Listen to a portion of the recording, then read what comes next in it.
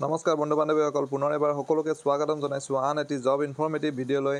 আজি আপোনালোকৰ বাবে লৈ আহিছোঁ আন এটি জব ইনফৰমেশ্যন আৰু এডভাৰটাইজমেণ্টটো আহিছে গুৱাহাটী মিউনিচিপাল কৰ্পৰেশ্যনৰ পৰা, য'ত টোটেল 60টা পদৰ বাবে তেওঁলোকে আবেদন বিচাৰিছে। গতিকে কি পদ আছে, কোৱালিফিকেশ্যন তাৰ বাবে কি বিচাৰিছে, দৰমহা কিমানকৈ দিব, কেনেকৈ এপ্লাই কৰিব, চেলাৰী, এজ লিমিট, গোটেই কথাখিনি ভিডিঅ'টিত গম পাব। ইনফৰ্মেটিভ যেন পায় যদি ভিডিঅ'টি লাইক আৰু শ্বেয়াৰ কৰিবলৈ নাপাহৰিব। যদি চেনেলটো এতিয়ালৈকে ছাবস্ক্ৰাইব কৰা নাই তেনেহ'লে সকলো ধৰণৰ চাকৰিৰ বাবে চেনেলটো আজিয়ে ছাবস্ক্ৰাইব কৰি থওক।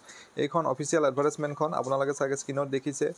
আৰু যি 60টা পদৰ বাবে আবেদন বিচাৰিছে, এই পদকেইটাৰ নাম হৈছে মিউনিচিপেল কৰ্পৰেশ্যন পুলিচ, অৰ্থাৎ MCP বুলি যাক জনা হয়। টোটেল 60টা আছে ভেকেঞ্চি।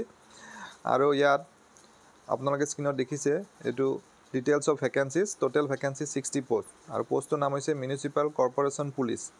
আৰু বয়সৰ সীমা যিটো দিছে এইটো মিনিমাম 18 বছৰৰ পৰা এপ্লাই কৰিব পাৰিব আৰু মেক্সিমাম 25 ইয়াৰ্ছলৈকে সময় আছে।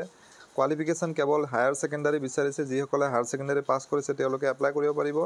আৰু যিহেতু এটা পুলিচ পোষ্ট হয়, ইয়াত ফিজিকেল ষ্টেণ্ডাৰ্ড থাকিব, চেষ্ট, হাইট এইবিলাক চাব। ইয়াত ডিটেইলছখিনি দিয়া আছে, আপোনালোকে এডভাৰটাইজমেণ্টটোত গম পাই যাব। চিলেকশ্যন প্ৰচিডিউৰত ইয়াত প্ৰথম ৰিটেন টেষ্ট এটা হ'ব, তাৰপাছত শ্বৰ্ট লিষ্টেড কেণ্ডিডেটসকলক PST আৰু PETৰ বাবে আবেদন বিচাৰিব, তাৰপাছত ভাইভা হ'ব। বাকী কথাখিনি ইয়াত দিয়া আছে। এপ্লিকেশ্যন কৰিব লাগিব অফলাইন যোগে আৰু এপ্লিকেশ্যন গৈ পোৱাৰ গোটেই ডিটেইলছখিনি ইয়াত আপোনালোকে ৱেবছাইটত গম পাই যাব, www.gmc.assam.gov.in আৰু gmc.assam.gov.in এই ৱেবছাইটটোত চাব পাৰিব। আৰু আবেদন কৰা যিটো লাষ্ট ডেট হ'ল অহা 31 আগষ্ট, 31 আগষ্টলৈকে সময় আছে। আৰু ইয়াত যিহেতু এইকেইটা পাৰ্মানেণ্ট পোষ্ট নহয়, কণ্ট্ৰেকচুৱেল পোষ্ট হ'ব, গতিকে এটা ফিক্স পে' থাকিব, 12,000কৈ দিব পাৰ মান্থ।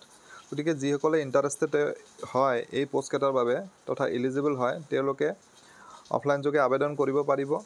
আশা কৰিছোঁ এই ভিডিঅ'টিৰ জৰিয়তে আপোনালোকৰ মাজত এজন হ'লেও কেণ্ডিডেট উপকৃত হ'ব। পুনৰ এটা নতুন ভিডিঅ'ত পুনৰ লগ পাম। ধন্যবাদ।